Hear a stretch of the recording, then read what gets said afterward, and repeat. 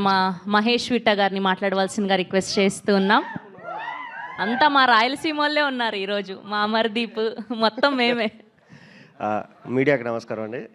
ఎప్పుడు ప్రెస్ మీట్లు చూడడమే కానీ ఫస్ట్ టైం ప్రెస్ మీట్కి వచ్చాను. నేను కొంచెం టెన్షన్ ఉంది. అండ్ ఫస్ట్ ఈ కథ విన్నప్పుడు అనుకున్న అమర్ సక్సెస్ కొట్టేసినాడు అని. ఎందుకంటే ఈ ఈ కళ అంటే మా ఫ్రెండ్స్ చాలామంది డైరెక్టర్స్ ఉన్నారు. అండ్ డైరెక్టర్ ట్రైల్స్లో ఉండు. నేను కూడా డైరెక్టర్ అవ్వాలని చెప్పి యాక్ట్ అయినా. ఎవరికన్నా కథ చెప్పినప్పుడు ఇందులో ఫైట్లు లేవా, ఇందులో ఐటమ్ సాంగులు లేవా అని అడిగే వాళ్ళు ఎక్కువ ఉన్నారు. కానీ మావాడు మాత్రము సినిమాలో అమర్తో పాటు ఈక్వల్గా దాదాపు 10 క్యారెక్టర్లు ఉంటాయి. మొత్తం స్క్రీన్ స్పేస్ అంటే సినిమా మొత్తం నా చుట్టూనే తిరగాలి, నేనే స్క్రీన్లో ఎక్కువ కనపడాలి అనేది కాకుండా మంచి కథ కావాలి. ఆ కథ ఫస్ట్ జనాల్లోకి వెళ్తే చాలు, సినిమా హిట్ పడితే తర్వాత చూసుకుందాం అనే మైండ్ సెట్తో ఉన్నాడు. సో ఫస్ట్ ఈ కథ ఒప్పుకున్నందుకు అమర్ నువ్వు సక్సెస్ కొట్టేసినావు.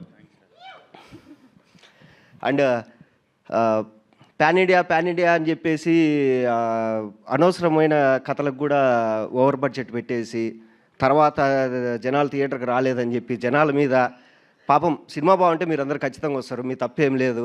బట్ సినిమా బాగా తీయకుండా మీ మీద నింద మోపడం అనేది మా తప్పే. ఈ సినిమా నిజంగానే బాగుంటుంది. ఒకప్పుడు మనము కబడ్డీ పందెం ఇలాంటి సినిమాలు ఎలా ఉన్నాయో అంటే అవి టీవీలో వచ్చినప్పుడు అరే ఈ సినిమా టీవీలో వస్తుందని చెప్పేసి ఫ్యామిలీ మొత్తం కూర్చొని చూసేది. అండ్ మా సుమతి శతకం కూడా మొత్తం ఇంట్లో ఫ్యామిలీ అందరూ వచ్చి కూర్చొని చూడొచ్చు. సో ఎటువంటి డోకా లేదు. చాలా రోజుల తర్వాత అంటే మన తెలుగు వాళ్ళకి తెలుగు కథలు వస్తే చాలండి. అంటే మీరు పడే కష్టాలు, మీ రియల్ లైఫ్లో ఉండే బాధలు ఎన్ని పక్కన పెట్టి వచ్చి థియేటర్లో కూర్చొని ఒక 2 గంటలు హ్యాపీగా నవ్వుకొని పోండి అంతే. మేమైతే షూర్ షాట్ చెప్తున్నాము, మీకు ఎటువంటి ఇబ్బంది ఉండదు. థియేటర్లో ఏంద్రేడు సావుగొట్టినాడు అనేది మాత్రం ఉండదు. 2 గంటలు హ్యాపీగా నవ్వుకోవచ్చు. అదైతే మా నాయుడు పక్కా ప్లాన్ చేసినాడు. సో ఇది పక్కా తెలుగు సినిమా.